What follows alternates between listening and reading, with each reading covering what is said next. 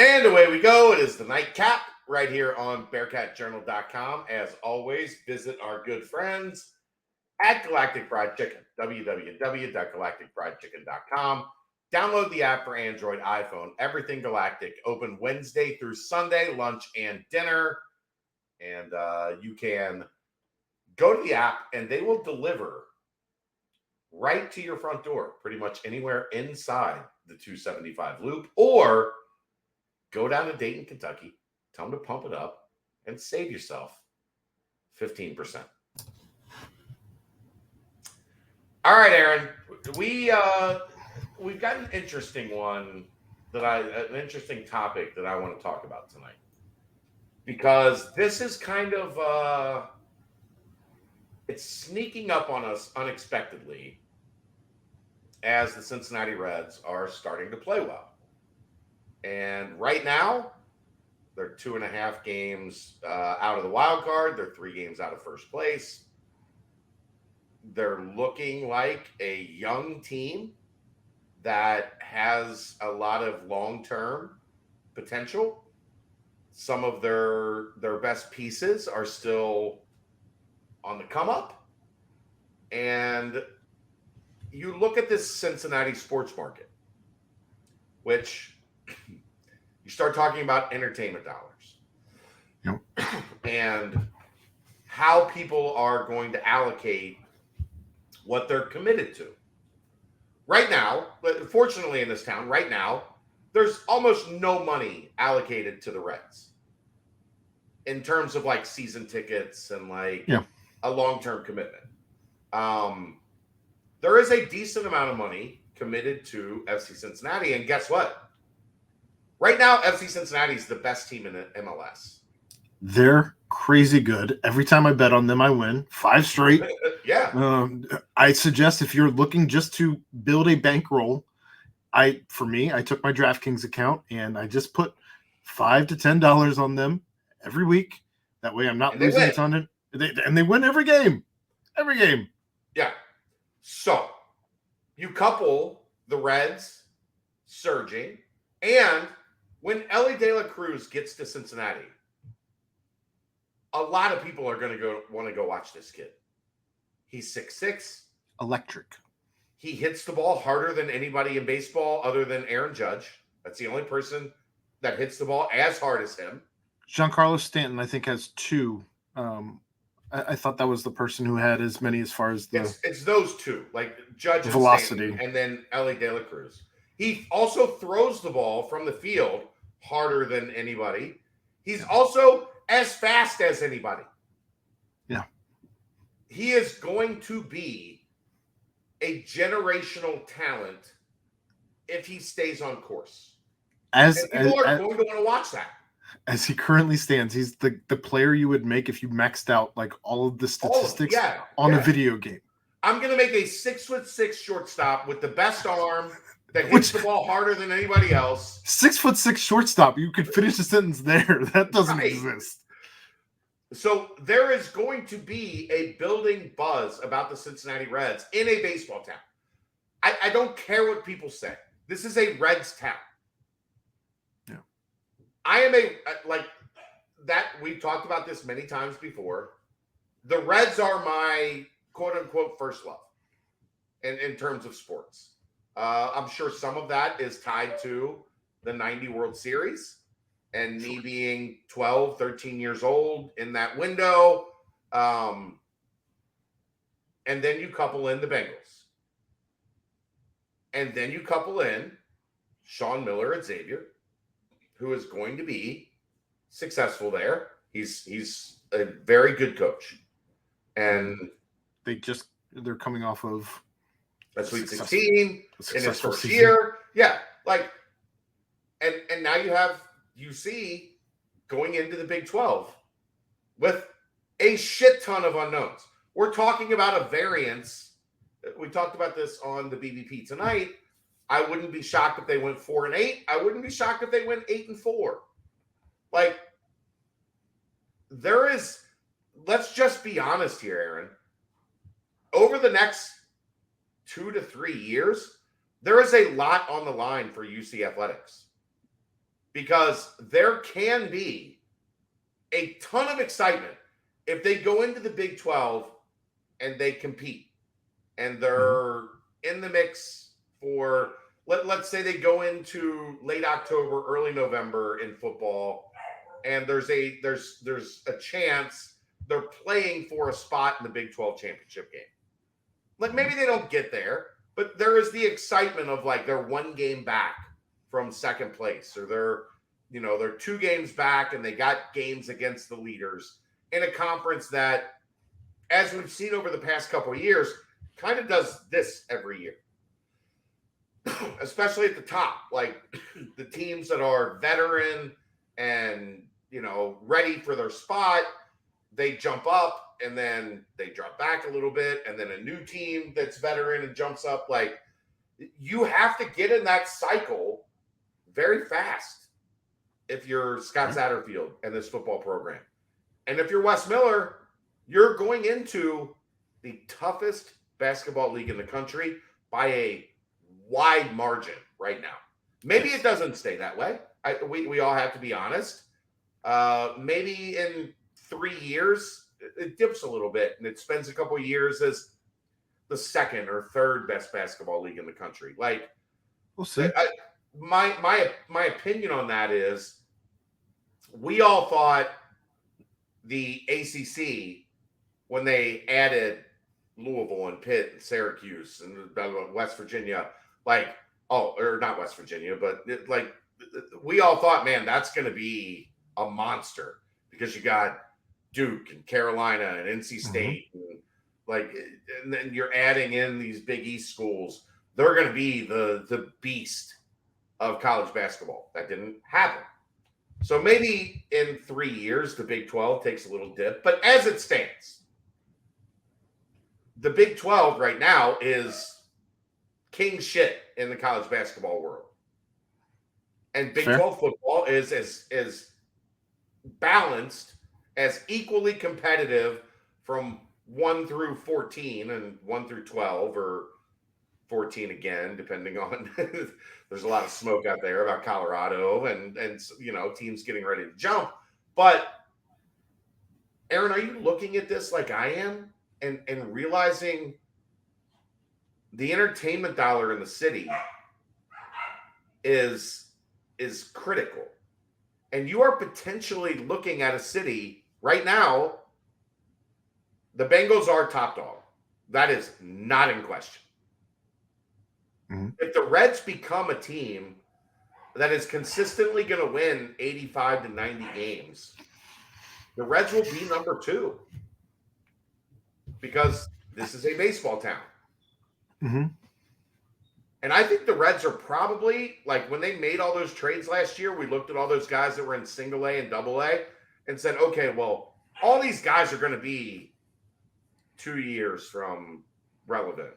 Yeah, the window that they were looking to build upon was the 25 window when Joey Votto's deal is finally off the books. Well, his deal's off the books next year. But it didn't look like the guys were going to be ready for that. Correct. They were building for 25, but yes. But I'm saying, like, now all of a sudden Matt McClain has been here for like 2 weeks. He's the NL Player of the Week. Dog.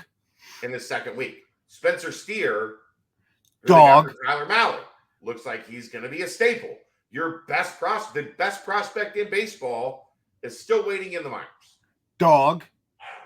You got a guy like Christian Encarnacion Strand that looks like could be your DH of the future. Dog. Right. And you've got 3 young starters.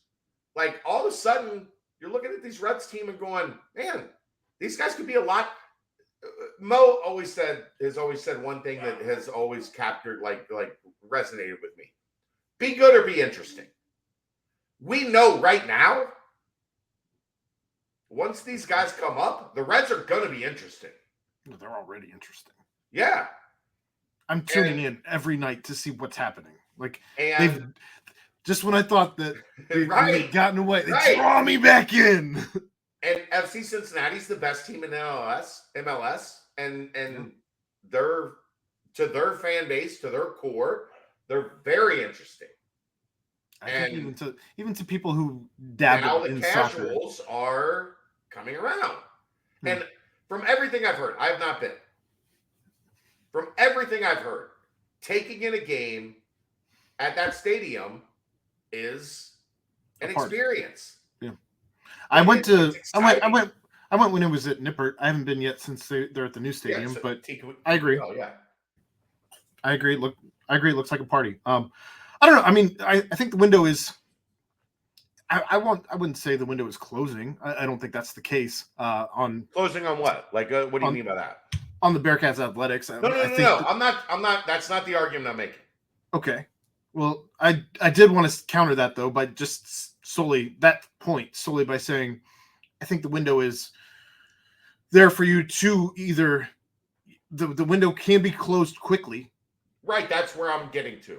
So I think that You're that's where I going saw to you have to going. be interesting, quick. Yeah. In the Big 12. Um, and I think that the football program probably has a good chance at doing that rather quickly, as we are seeing. And we gave our ranks tonight on how we think the jobs are that both Wes and Sat have done, and I think we're all high. Well. I think we're high on both, and I think that right now basketball is extremely interesting, way more than basketball has been interesting in a decade plus. No, 2017 was. It got interesting, but I don't know that when the season was where we are right now. I think everybody looked at that team with Troy, Jake, Jaron, Gary, Kyle as they've got a starting five that can be as good as anybody in the country. I do think people believe, like, I do think that season, that's why it was so crushing when it fell apart in 12 minutes. I feel better about this roster than I did about that roster. I don't. We're not there yet. I only say that based on depth. I think that this roster is deeper. In any case, that's a different conversation for another day. We probably have Troy that wasn't on that 17 team. That's my bad. That's on me. I think either way, I think we're going to have a conversation about where this team stacks up at some point as we get closer to the season. But I digress. My point is, basketball is extremely interesting right now. I think football has an opportunity to make some noise, but if you string together 2 seasons, I think that the fan base certainly has an opportunity to fall off quickly. Yeah. Where you will have other teams that could be very interesting in that same window, which kind of becomes a perfect storm. And I think that could potentially, if football is not where it needs to be, or even basketball for that matter, if it's not where it needs to be very quickly, Cincinnati's going to be forced with a hard decision to make. How quickly do you fire a head coach simply based on we got to get asses in these seats? How much do you think that in this world, because let's be honest, the money is coming from TV. That money is going to be there regardless. Sure. So asses in seats is not the impact that it used to be. No, but it's still gravy on top, right? I mean, yeah, sure. I'm not discounting it. I'm just saying it's a different conversation than it used to be 10 years ago. At the same time, I mean, the aesthetics of having an empty stadium in the Big 12 are not good. Yeah. When you're on national TV week after week, that is not a good look. And there's 7,000 people in your 12,000 seat arena. It don't look great. Or you're Notre Dame and Cincinnati just took over your stadium in a sea of red against a green and blue. It was very obvious. I just think like if the Reds and FC Cincinnati do have their shit together, the market for sports shrinks. Mm-hmm. Because there are people that are going to buy season tickets to fill out TQL Stadium. And there are people that are going to, while I don't think, in baseball, it's really hard to commit to 81 games. Yeah. But you'll still have there are people the 25 that are going to buy a 20-game package. There are people that are going to buy a 30-game package. Whatever like the Reds put on the market, more people will continue to buy Bengal season tickets that are on waiting lists already or have not had the funding to get there that plan on getting there. and Xavier has their 9,000 fans. Like those people are going to the Centos. That's not a shot. That's reality. Like they have 9,000, 10,000 diehard fans. They are going to show up at the Centos for every game. Like that's reality. You weren't getting that fan dollar anyway. No. Well, you might for UC football. There are a lot of Xavier fans that are also. That's the strangest crossover that I will never understand. But it happens. It weirds me out. I want to tell those people, take your money somewhere else. But now you might not be able to do that. Now you might have to be like, look, we love you. Like, come on, come join us. Bipolar. We are in a window. We are in a window where if this young talent that Nick Kroll went out and got last year ushers in what we think it might, now that we're starting to get a little like belief and hope in this, in what they have built with the Reds. Mm-hmm. And Joe Burrow is going to sign a 8, 9, 10 years, 5, 6, whatever it is. Like the next for a percentage of the salary cap as is currently. Joe Burrow is going to be here until like 2030 minimum. Until he's 30. And Aaron, here's the thing: Ellie De La Cruz is going to be here until 2030 at minimum. Yeah. And if FC Cincinnati has this right, they're going to be a factor for a long time. And I mean, they just sold a guy's rights to Europe like 2-3 weeks ago for like 10 million, whatever like the max that you can do it, I believe is like it's hit the same as what the max is. I don't understand any of this. So Cincinnati's like the athletic department is going to have to realize very fast that this market has changed and it's not the easy market that it used to be, because the Reds and Bengals weren't really trying. Well, going back to my point, though, how long of a leash does that give coaches in this market then? Yeah, it changes the entire dynamic across the board. And that's going to be fascinating to watch play out. Because if they win, they're going to be fine. And it doesn't matter. And everybody's going to be excited and everybody's going to feed into it. But even if you're average, which is, I think, the interesting topic here, even if you're average, say you're a 7-5 football team that's bowl eligible every year, and you're a 21-win basketball team that gets in the NCAA tournament as an 8 to 10 seed every year, is that going to be enough in a market with potentially Joe Burrow, who's being mentioned as, if not the MVP favorite, like second in MVP voting, and a guy like Ellie De La Cruz that could potentially be one of the brightest 3 or 4 stars in baseball? I think it depends on who you're beating and who you're losing to. Right. So now you're talking very specific semantics. And that line gets even more narrow every day. It's going to be fun to watch. And if the Bearcats win, we're going to have a really good time doing this. And if they don't, we're going to have some hard conversations on these airwaves between now and then. That's the Nightcap, brought to you by Galactic Fried Chicken, right here on BearcatJournal.com. See ya!